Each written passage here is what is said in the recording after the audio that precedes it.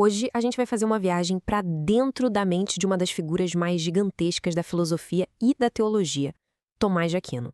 E vamos tentar entender por que, no auge de tudo, ele disse que a obra da vida inteira dele era, basicamente, palha. Pois é, para já começar, a gente se depara com um paradoxo. Perto do fim da vida, depois de décadas de um trabalho que, olha, é monumental, Tomás de Aquino solta essa frase. Uma coisa assim de cair o queixo vinda de um dos maiores intelectuais que já existiram. Então essa é a grande pergunta que vai guiar a gente por aqui. Para a gente conseguir sacar o que ele quis dizer com isso, a gente precisa voltar lá no comecinho de tudo, na origem da busca incansável dele por respostas. A história de Tomás não começa com uma filosofia super complexa, nada disso. Começa com a curiosidade pura, genuína, de uma criança. Imagina só a cena. Um menininho de 5 anos lá no mosteiro vendo os monges cantarem. E em vez de só aceitar aquilo, ele pergunta. Essa questão, quem é Deus, aparentemente tão simples, virou um motor, a força que moveu a vida inteira dele. Só que essa busca por Deus ia bater de frente, mas bater de frente mesmo, com a própria família dele e com o futuro que todo mundo tinha planejado para ele. O contraste aqui é absurdo, né? Pensa bem, o cara nasceu para ter poder, para ter riqueza, destinado a ser o chefão de uma das abadias mais importantes da Europa. Mas a escolha dele foi outra, completamente diferente. Uma vida de simplicidade, de estudo, como um frade que dependia de esmolas. E a família? A família não aceitou isso de jeito nenhum. Eles chegaram ao ponto de sequestrar o próprio Tomás e prender ele no castelo. A mãe dele, a condessa, tentou de tudo para fazer o filho desistir da ideia. Mas não teve jeito. A determinação de Tomás era outra coisa. Ok? Então, finalmente livre daquela prisão familiar, Tomás pode, enfim, mergulhar de cabeça no mundo das ideias que ele tanto queria. E foi ali que ele encontrou a peça-chave que ia mudar o pensamento ocidental para sempre. Com a ajuda do seu mestre, o grande Alberto Magno, Tomás teve contato com os textos de Aristóteles. E, gente, naquela época, isso era uma coisa de louco, era revolucionário.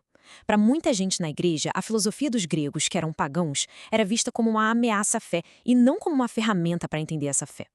A sacada dele aqui é simplesmente genial. Tomás não via briga nenhuma entre a fé e a razão. Para ele era como se fossem duas asas que levam para o mesmo lugar, a verdade. A lógica de Aristóteles não contradizia a Bíblia, muito pelo contrário, podia jogar uma luz nova sobre ela. E essa foi a grande revolução dele, defender que a verdade de Deus não tem medo da investigação da razão, uma ideia que, lá na frente, ajudou a preparar o terreno para o Renascimento. E foi esse jeito de pensar que acabou virando a base da escolástica, o grande movimento intelectual da Idade Média. E Tomás de Aquino? Bom, ele se tornou o principal nome, o maior craque desse time. Beleza, com essas ferramentas todas na mão, Tomás começou a construir a sua obra-prima, um verdadeiro monumento do pensamento humano. A Suma Teológica ou Suma Teológica. E olha, isso não é só um livro, é uma catedral de ideias, uma tentativa gigantesca de organizar, de explicar, usando a lógica e a razão, toda a doutrina cristã. Ele buscou responder a centenas de perguntas, começando com aquela que ele fez lá na infância: quem é Deus? E o método dele? Nossa, o método dele mostra exatamente como a mente do cara funcionava. O processo é de uma honestidade intelectual que, olha, impressiona. Primeiro, ele lança a pergunta. Aí, em vez de esconder os argumentos contrários, ele faz questão de listar todos, um por um, dando voz a quem pensava diferente. Só depois ele apresenta a posição dele e defende com unhas e dentes. E para fechar, ele volta em cada uma daquelas objeções do início e responde a todas. É um método que não foge do debate, ele chama para o debate. E o que a gente encontra dentro dessa obra gigantesca? Bom, tem conceitos que ecoam até hoje. As famosas 5 vias, por exemplo, não são um pedido para ter fé e pronto.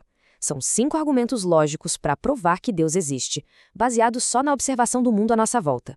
E tem também a ideia de lei natural, que seria um tipo de código moral universal que, segundo ele, está gravado na natureza de todo ser humano e que qualquer um pode acessar usando a razão.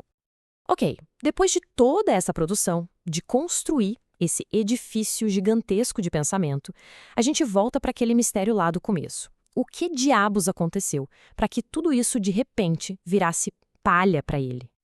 Então, se liga na data, 1273. Tomás de Aquino está no auge, trabalhando sem parar na terceira parte da Suma Teológica.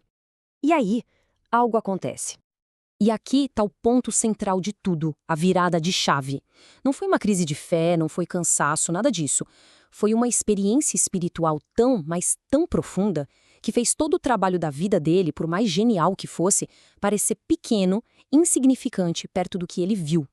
A razão levou ele até um certo ponto, mas aquela revelação mística o levou para um lugar muito além. Ele morreu logo no ano seguinte, em 1274. E olha só, mesmo ele tendo meio que descartado a própria obra, a Igreja pensava bem diferente. Ele não só foi canonizado como santo, como séculos depois foi nomeado doutor da Igreja, ganhando o título de doutor angélico. Tá, mas e aí? Por que um cara do século XIII ainda importa hoje? Bom, porque o legado dele está vivíssimo.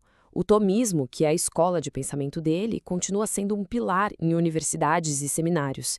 E a influência dele vai muito além da religião, mudando nossas ideias sobre direito, sobre ética e sobre a própria ideia de que a razão é uma ferramenta essencial na busca pela verdade, seja ela qual for. No fim das contas, a gente termina onde começou, com uma pergunta. A jornada de Tomás de Aquino talvez nos mostre isso, que uma simples pergunta feita na infância pode mover uma vida inteira de busca, que a razão pode sim ser um caminho que leva à fé, e que talvez a maior sabedoria de todas seja reconhecer o limite do nosso próprio conhecimento.